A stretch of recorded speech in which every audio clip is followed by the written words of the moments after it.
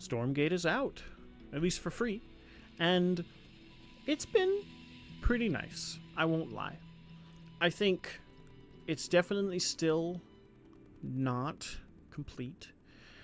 I think it makes sense that it's in early access, and I've heard some drama, or at least read some disgruntled opinions on the Discord about things with the early access packs that you could buy for the heroes for co-op, which I haven't touched yet, or like skins and whatnot, or I can't speak on the drama precisely, but I think being someone who has touched the game only now, I played the server test beta week.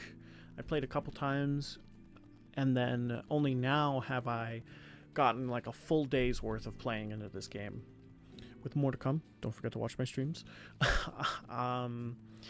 I just think people should, at least people who have jumped in the game now without any experience or understanding of the game, should take a moment to understand that it is early access and things will change. And I guess that's for the best, because right now things feel very, obviously it's a new game, things feel very face oriented. Well, it's not a card game, but push all in, however you want to describe it. It's very easy for Celestials to get some crazy all-ins. I'll skip to, this is my stream. I forgot to record the video, so don't worry about it. Or no, this game was one where I did some good harass, but I actually got to play the game instead of proxying right away. But I'm sure we'll find... Nope, this is another...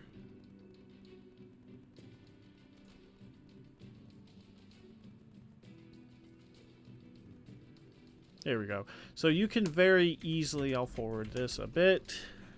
You can very, very easily proxy a base ahead. And I think the problem with that is pretty clear. At least people who are learning the game now and only now getting into it don't really understand the mechanics, obviously. But even if they did, it feels, I mean, I'm not saying I do, just I have a good grasp of strategy, and I've been playing RTSs for quite a while, so I feel like I have at least some understanding. And it's definitely a rough start for people who don't know what's going on, and for a game that is claiming to be, successor to StarCraft, but easier to get into. It's definitely tough to promote that, especially to the people who have spent money, when unfortunately the best methods right now are some pretty broken cheese. So very easily, 2 minutes in, I have a proxy in their base, and there's no way of telling. The opponent, if they scouted, would have to follow my core. I'm like a mothership core, kind of. But if they don't, and they don't know about it, then there's some extreme easy punishes, and not even all-ins, because most of the time I could make a good 10 of these Argents, which are ranged marine zealot hybrids, and it's very, very easy to throw the game into chaos, or to make a kind of photon cannon rush with these extra power supplies. And even if that doesn't work, because of the way that Celestials can build their units, if my gateway or creation center, creation machine, something is taken down, I can just, you know, warp them in from my other barracks or my other gateways. I'm mixing everything together, but the point stands that I can just continue to base up. And this is a bad example of me basing up behind it, but I was playing multiple games. This was from my stream. You should totally watch if you're interested in watching someone who sucks at games get into it. Hold on.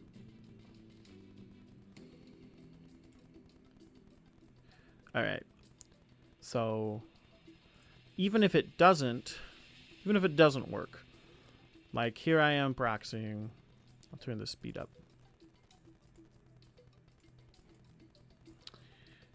Even if I'm not just proxying and it gets held. Oh boy, come on. I'm able to very easily shift into anything else. The best thing that I've found so far is scythes, which are kind of like phoenixes, but they could shoot down, which is crazy. They're more like wraiths, I guess, if that's the case. But it's very, very easy to shift out. So here my proxy doesn't go very well because they kind of have multiple bases and there's not much I could do. But I've been able to box them in with the pressure, with the map control that I get from causing the chaos of a proxy. And maybe this is just good strategy, or at least it's enough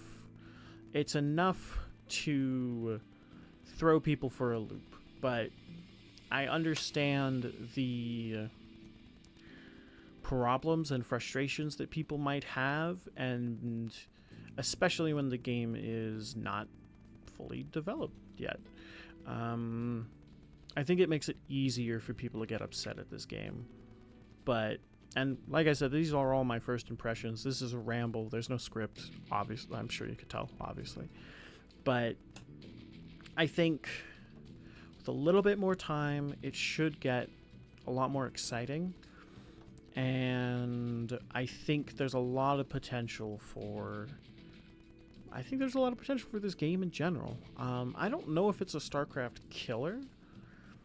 I think StarCraft 2 is so refined at this point that I don't know how you're supposed to top it. You know what I mean? It's just, I don't know if the precision of StarCraft can be beat yet. And I think it'll be fair to look at this game in another 6 months or a year, like they said in their announcement video for today, that once this is a 1.0 release, the hope is that it'll be a lot smoother. And, well, the game itself is very smooth, but I mean as in the polish and the meta and the balance. Though, as of now, my MMR is about 1600, and I'm climbing. I put in 8 hours. I've played about 30 games today. They're definitely slower than StarCraft, but I digress. I think it might just be interesting for people to hear the thoughts of someone who's played this game a little bit, but has a lot of experience with RTS, and especially with StarCraft, and was hopeful for this game, but is not disappointed, just noticing the differences and hoping that things will get better. But anyway, that's just my rambles. I figured, why not put something out? And hey, go check my streams. I put in 8 hours today, and I'm gonna try and stream pretty often with Stormgate, if not make videos for people to enjoy. So yeah. All right. I'll talk to you later. Bye.